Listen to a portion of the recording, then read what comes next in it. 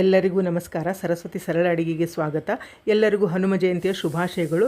ಚೈತ್ರ ಪೌರ್ಣಿಮಾ ಅಂದರೆ ವರ್ಷದ್ದು ಯುಗಾದಿ ಆದಮೇಲೆ ಮೊದಲೇ ವರ್ಷದ್ದು ಮೊದಲೇ ಹುಣ್ಣಿಮೆ ನೋಡ್ರಿದು. ಇವತ್ತು ಹನುಮ ಜಯಂತಿ ಮತ್ತು ನಮ್ಮ ಕುಲದೇವರಾದಂಥ ಹಂಪಿ ವಿರೂಪಾಕ್ಷೇಶ್ವರ ತೇರದ.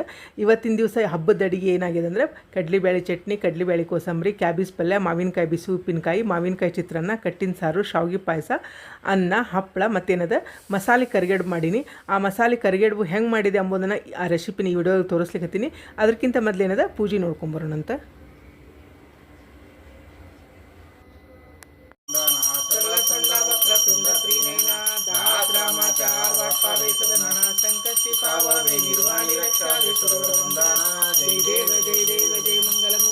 ದರ್ಶನ ಮಾತ್ರೆ ಮಾನಸ್ಮರಣೆ ಮಾತ್ರೆ ಕಾಮನ ಪೂರ್ತಿ. ಮಾರುತಿ ಮಾರುತಿಗೆ ಧೀರ ಶ್ರೀರಾಮರ ಸಾರಥಿಗೆ, ಲಂಕಿಸಿ ಲಂಕೆಯ ದಾಟುತ್ತಲಿ ಉಂಗುರ ಸೀತೆಗೆ ತೋರುತ್ತಲಿ, ಬೆಂಕಿ ಪುರಾವಣನೆನ್ನುತ್ತಲಿ ಮಂಗಲ ಮೂರ್ತಿಗೆ ನಮಿಸುತ್ತಲಿ. ಜಯ ಜಯ ಆರತಿ ಮಾರುತಿಗೆ ಧೀರ ಶ್ರೀರಾಮರ ಸಾರಥಿಗೆ, ಹೊಟ್ಟೆಗೆ ಹಣ್ಣನ್ನು ಕೀಳುತ್ತಲಿ ಥಟ್ಟನೆ ಹರಿಗಳ ಮುರಿಯುತ್ತಲಿ, ಕೆಟ್ಟ ರಕ್ಕಸರ ಸೀಳುತ್ತಲಿ ಸುಟ್ಟನು ಲಂಕಾ ಕೋಪದಲ್ಲಿ.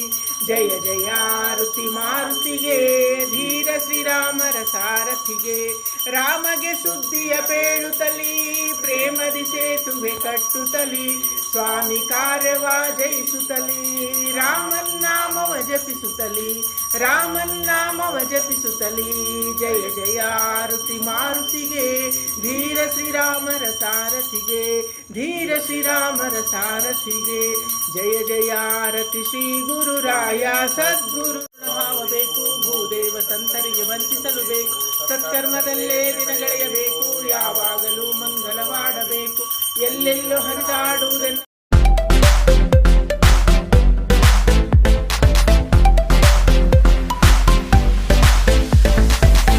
ಇದು ನೋಡ್ರಿ, ಇಲ್ಲಿ ಒಂದು ಅಟಗನ ಏನದ ಕಡ್ಲಿಬೇಳೆ ತೊಗೊಂಡಿನಿ. ಇದಕ್ಕೆ ಹಾಕೊಂಡು ಸ್ವಚ್ಛಗೆ ತೊಳೆದು ನೀರು ಹಾಕಿ ನೆನೆಲಿಕ್ಕೆ ಇಡೋಣಂತೆ.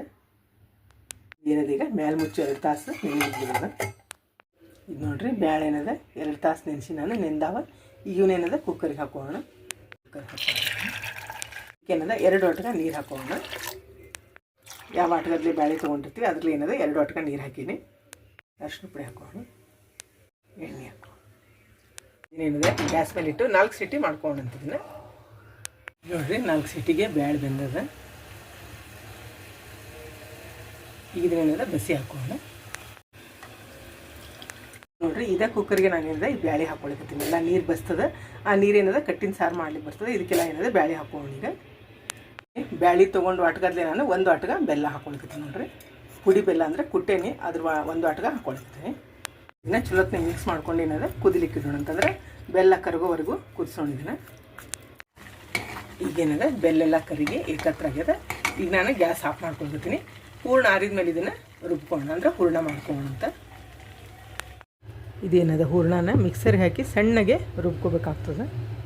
ಇಲ್ಲಿ ನೋಡ್ರಿ, ಹೂರ್ಣ ಏನದ ನಾನು ಇಲ್ಲೇ ಒಂದು ಬುಟ್ಟಿ ತೊಗೊಂಡಿನಿ. ಈಗ ಇಲ್ಲಿ ಹೂರ್ಣಕ್ಕೆ ಹಾಕಲಿಕ್ಕೆ ಏನೇನು ಮಸಾಲೆ ತೊಗೊಂಡಿನಿ ಅಂತಂದ್ರೆ, ಇಲ್ಲಿ ನೋಡ್ರಿ, ನಾನು ಏನದ ಬಾದಾಮಿ ತೊಗೊಂಡಿನಿ, ದ್ರಾಕ್ಷಿ, ಒಣ ದ್ರಾಕ್ಷಿ, ಗೋಡಂಬಿ, ಆಮೇಲೆ ಒಣ ಕೊಬ್ಬರಿ ಏನದ ಚೂರು ಮಾಡಿ ಇಟ್ಕೊಂಡಿನಿ, ಯಾಲಕ್ಕಿ ಪುಡಿ, ಇದು ಕಲ್ಸಕ್ರಿ ಸಣ್ಣ ಬರ್ತಾವಲ್ಲ ಅದು, ಮತ್ತು ಇದು ಉತ್ತತ್ತಿ ಏನದ ಹಿಂಗೆ ತುಂಡು ಮಾಡಿ ಇಟ್ಕೊಂಡಿನಿ. ಇದನ್ನೇನದ ಈಗೆಲ್ಲಾನು ಮಸಾಲೆನ ಈ ಹೂರ್ಣಕ್ಕೆ ಹಾಕೋಣ. ಇಲ್ಲೇ ಹೂರ್ಣಕ್ಕೆ ಹಾಕೊಳ್ತೀನಿ ಎಲ್ಲಾನು.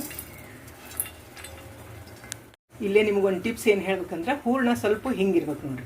ಅಂದ್ರೆ ಭಾಳ ಗಟ್ಟಿತ್ತಂದ್ರೆ ಏನಾಗ್ತದೆ, ಇವೆಲ್ಲ ಡ್ರೈ ಫ್ರೂಟ್ಸು ಕೊಬ್ಬರಿ ಏನದ ಅದು ನೀರೆಲ್ಲ ಇಂಕೋತದ, ಭಾಳ ಉದುರುದ್ರಾಗ್ತದೆ. ಸ್ವಲ್ಪ ದಸಳಿತ್ತಂದ್ರೆ ಇದು ಡ್ರೈ ಫ್ರೂಟ್ಸ್ ಹಾಕಿದ್ಮೇಲೆ ಮಾಡೋ ಮುಂದೆ ಏನದ ಕರೆಕ್ಟ್ ಆಗಿಬಿಡ್ತದೆ. ಹಿಂಗಾಗಿ ಸ್ವಲ್ಪ ಏನದ ಹಿಂಗೆ ಹೂರ್ಣ ಇಷ್ಟಿರ್ಬೇಕು. ಈಗ ಇದನ್ನೇನದ ಎಲ್ಲನೂ ಚಲೋತ್ನಂಗೆ ಮಿಕ್ಸ್ ಮಾಡ್ಕೊಳ್ಳೋಣ. ಇಲ್ಲಿ ನೋಡ್ರಿ, ಕಣಕಕ್ಕೆ ನಾನಿಲ್ಲೇ ಒಂದು ಬಟ್ಟಿಗೆ ಒಂದು ಸಣ್ಣ ಬಟ್ಲದಷ್ಟು ಮೈದಾ ಹಾಕೊಳಕತ್ತೀನಿ. ಅದೇ ಬಟ್ಲದಷ್ಟು ಚರೋಟಿ ರವೆ ಹಾಕ್ಲಿಕ್ಕತ್ತೀನಿ. 1 ಬಟ್ಲು ಮೈದಾ, 1 ಬಟ್ಲು ಚರೋಟಿ ರವೆ ಹಾಕ್ಲಿಕ್ಕತ್ತೀನಿ. ಇದಕ್ಕೆ 1 ಚೀಟಿಗೆ ಅಷ್ಟು ಉಪ್ಪು ಹಾಕೋಣ. ನೋಡ್ರಿ, ನಾನು 3 ಚಮಚದಷ್ಟು ಎಣ್ಣೆ ಹಾಕ್ಕೊಂಡಿನಿ. ಚಲೋತ್ನಂಗೆ ಕಡ ಕಾಯ್ಬೇಕಂದ್ರೆ ಹೊಗೆ ಆಡೋಂಗೆ ಕಾಣಿಸ್ಕೊಂಡದ ಎಣ್ಣೆನ ಇದು ಹಾಕ್ಲಿಕ್ಕತ್ತೀನಿ ನಾನು.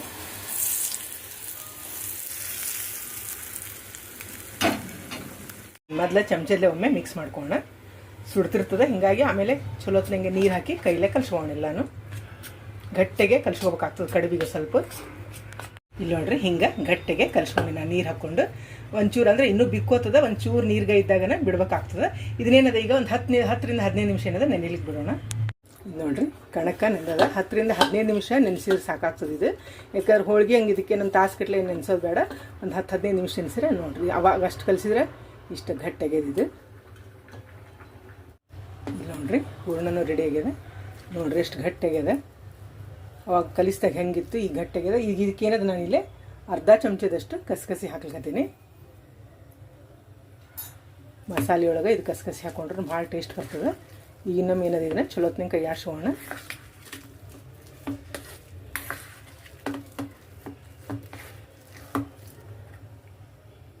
ಇಲ್ಲೇ ಸ್ವಲ್ಪ ಎಣ್ಣೆ ಹಾಕ್ಕೊಂಡಿನಿ, ಒಂಚೂರು ಹಿಟ್ಟು ಹಾಕ್ಕೊಂಡು ಹಚ್ಲಿಕ್ಕೆ ನಾ ಇಲ್ಲೇ ಗೋಧಿ ಹಿಟ್ಟು ತೊಗೊಂಡಿನಿ. ಇದನ್ನೇನದು ನಾದ್ಕೊಂಡು ಚಲೋತ್ನಿ. ಇದು ನೋಡ್ರಿ ನಾ ಇಲ್ಲೇ ಹಿಂಗೆ ಉಳ್ಳಿ ಹಾಕ್ಕೊಂಡಿನಿ. ಇವನ್ನೇನಾದ್ರು ಚಲೋತ್ನಿಗೆ ರೌಂಡ್ ಮಾಡ್ಕೋಬೇಕಾಗ್ತದೆ.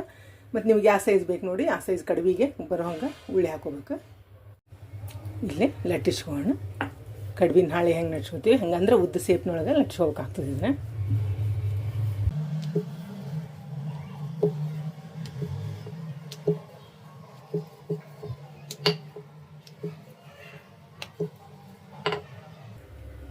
ನೋಡ್ರಿ ಹಿಂಗೆ ಲಟ್ಸ್ಕೋಬೇಕು. ಈಗ ಇದಕ್ಕೇನದ ಹಚ್ಚಲಿಕ್ಕೆ ನೀರು ತೊಗೊಂಡೆ ನಾನು. ಸೈಡ್ ಏನದ ಹಿಂಗೆಲ್ಲ ನೀರು ಹಚ್ಚಿದ್ರೆ ಹೂರಣ ಇಟ್ಟು